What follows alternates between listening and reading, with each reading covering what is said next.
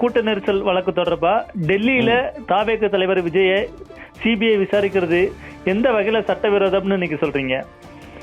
இல்ல, இப்போ ஒரு குற்ற சம்பவம் நடக்குது அப்படின்னா நம்முடைய குற்றவியல் நடைமுறை சட்டங்கள் என்ன சொல்லுது, உச்சநீதிமன்ற தீர்ப்புகள்லாம் என்ன சொல்லுது அப்படின்னா, எங்க குற்றம் நடந்துச்சோ அதற்கு மிக அருகாமையில் proximate to the sites of the crime என்று சொல்வார்கள்.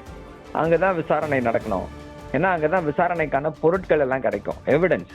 இது வந்து ஒரு ஒயிட் காலர் கிரைம் கிடையாது. இது வந்து பாடிலி ஹர்ட், பாடிலி இன்ஜுரி, உயிர்கள் போயிருக்கு. ஸோ அப்படிப்பட்ட சூழ்நிலையில எங்க சம்பவம் நடந்துச்சோ அதுதான் பெஸ்ட் பிளேஸ். இவங்க என்ன சொல்றாங்க, கரூர்ல வந்து கேம்ப் ஆஃபீஸ் இருக்கு, சிபிஐயோட கேம்ப் ஆஃபீஸ் இருக்கு அப்படின்றாங்க. அப்ப சிபிஐயோட கேம்ப் ஆஃபீஸ்ல எல்லாரையும் விசாரிக்க வேண்டியதுனா எதுக்கு வந்து டெல்லிக்கு வர சொல்கிறார்கள்? அது வந்து சட்டப்படி சரியானது தானா அப்படின்னா இல்ல, சட்டப்படி இது சரியானது அல்ல.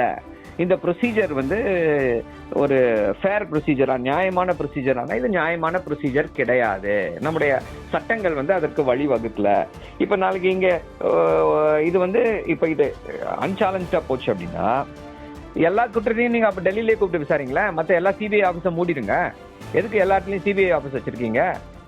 ஸோ எந்த அடிப்படையில இந்த கேஸை மட்டும் நான் டெல்லியில விசாரிப்பேன்னு சொல்றீங்க? மற்ற கேஸ் சிபிஐ ஆஃபீஸ் இங்க சென்னையில இருக்கு. சிபிஐ வந்து ஒரு கேம்ப் ஆஃபீஸர் கரூர்ல போட்டிருக்காங்களா, அங்க எவிடன்ஸை கலெக்ட் பண்றதுக்கு எப்படி கோஆர்டினேட் பண்ணுவாங்க? அங்க இருக்கவங்க எப்படி இங்க கோஆர்டினேட் பண்ணுவாங்க? தமிழ்நாட்டின் முதல்வர் வந்து தமிழ்நாடு ஆபீசர்ஸே இருக்கக்கூடாது அப்படின்னதுக்கே வந்து அது சரியானது தானா? இது வந்து என்ன தமிழ்நாட்டு அதிகாரிகள் மேல இப்படி ஒரு இதை வந்து கொடுக்க முடியுமா அப்படின்றத ஒரு கேள்வியை எழுப்பியிருந்தார்கள். இப்ப வந்து தமிழ்நாட்டிலே விசாரிக்க மாட்டோம் அப்படின்னா தமிழ்நாட்டில் தான் ஏன் நடந்துச்சு? இது வந்து பாஜக சிபிஐ எப்படி ஆட்டுவிக்கிறதோ அப்படிதான் சிபிஐ, இடி, ஐடி இந்த 3 டிபார்ட்மெண்ட்டும் ஆடிட்டு இருக்கு. அதே போல அந்த லிஸ்ட்ல இப்போ சென்சார் போர்டும் சேர்ந்துருச்சுன்னு சொல்லி முதல்வர் ஏற்கனவே வந்து ஒரு ட்வீட் போட்டிருக்காரு. ஸோ இது வந்து ப்ரொசீஜரல் அன்ஃபேர்னஸ். சார், சம்பவம் நடந்த கரூர்ல விசாரணை பண்ணியாச்சு, சென்னையில தாவேக அலுவலகத்திலையும் விசாரணை பண்ணியாச்சு, அதுக்கப்புறம் டெல்லியில சிபிஐ தலைமை அலுவலகத்துல இப்ப கூப்பிட்டு விசாரணை பண்றாங்க. இதை வந்து அரசியல் ரீதியா தான் நம்ம பாக்குற மாதிரி இருக்குதா? இல்லைங்க, அது ப்ரொசீஜரல். என்ன எதுக்காக டெல்லிக்கு போகணுன்ற, டெல்லியில என்ன இருக்குன்னு கேக்குறேன். கரூர்ல இங்க இருக்கு, கரூர்ல சம்பவம் நடந்துச்சு, இவங்க ஆபீஸ் சென்னையில இருக்கு, சிபிஐ ஆபீஸ் சென்னையில இருக்கு. டெல்லிக்கு எதுக்கு போய் விசாரணை நடத்த வேண்டும்? தமிழ்நாட்டுக்கும் டெல்லிக்கும் என்ன தொடர்புன்னு கேக்குறேன். இந்த வழக்குக்கும் டெல்லிக்கும் என்ன தொடர்பு? டெல்லியில விசாரிக்கணும்னா உச்சநீதிமன்றம் உத்தரவு போட்டிருக்கு. ஸ்பெஷல் ஆபீசர்ஸ் அப்பாயிண்ட் பண்ணிருக்காங்க.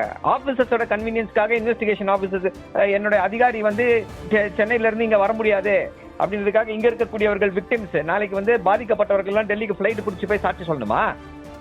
எனக்கு இங்க அடிபட்டுச்சுங்க, டாக்டர் வந்து சர்டிபிகேட் எடுத்துட்டு டெல்லிக்கு ஓடுவாரா? எனக்கு வந்து இந்த மெடிக்கல் ரிப்போர்ட் இருக்கு, இப்போ இந்த விசாரணையில வந்து போஸ்ட்மார்ட்டம் சர்டிபிகேட் இருக்கும், அடிப்பட்டவங்களுடைய இன்ஜுரி சர்டிபிகேட் இருக்கும்.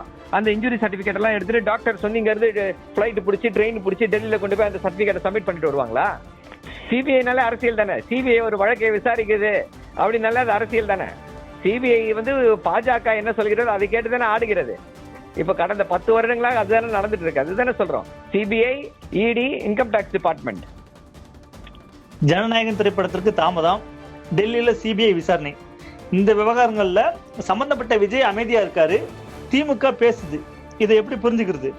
திமுக எப்பவுமே சரியான முறையில விதிமுறைகளுக்கு புறம்பாக, மாநில சுயாட்சிக்கு எதிராக, நம்முடைய சட்டங்களுக்கு எதிராக யார் என்ன செய்தாலும் அதற்காக குரல் கொடுப்போம். தாவேகாவோட தலைவர் போறாருன்றதை விட்டுருங்க.